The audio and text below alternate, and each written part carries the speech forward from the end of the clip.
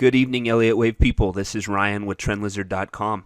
Hey, I just wanted to take a quick look at Facebook for you. I know it had a few headlines out there that you might have picked up on over the course of the day. Facebook reported earnings last night. It was smoked. It lost 19% of its value in one day.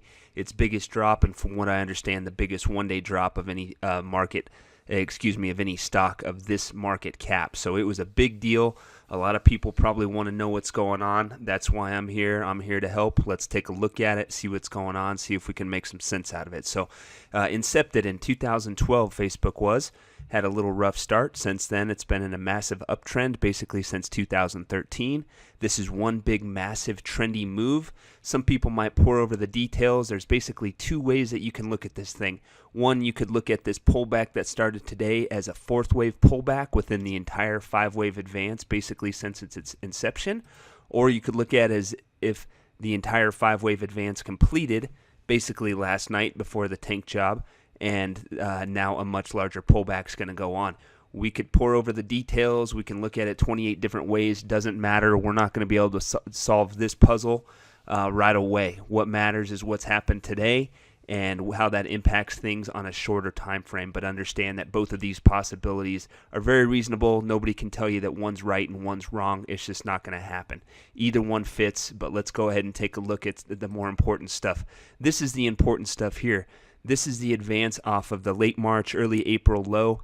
Beautiful five-wave advance into a new all-time high for Facebook, and then the tank job is what happened today. The interesting part about this tank job is that it retraced almost perfectly 61.8% of this up leg off of April's low. For you Elliott folks out there, or you Fibonacci folks, you know that that's a super important level. It's major support. It'll be interesting to see what Facebook does from here, and here's the bottom line. If Facebook continues to move lower below this level, it's going to indicate that a much more important high is in, and that either one of these two are playing out. And you can see these yellow zones right here. This is basically projections under either scenario.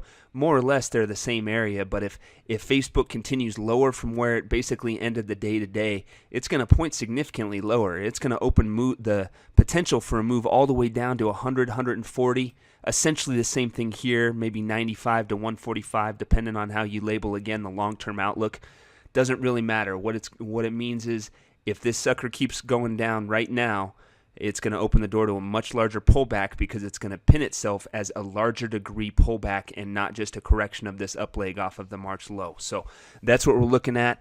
The stakes are pretty high here. It would take a fairly large bounce to get Facebook back on an upward trend, but I think the important thing now is seeing what it does at this support level, and if it continues down, it's going to be a bearish sign. So that's what we're looking at. Again, this is Ryan with TrendLizard.com. We analyze everything with Elliott Wave, and we're very good at it. So come visit us. We'll give you a free trial. Thanks for stopping by, and have a great night.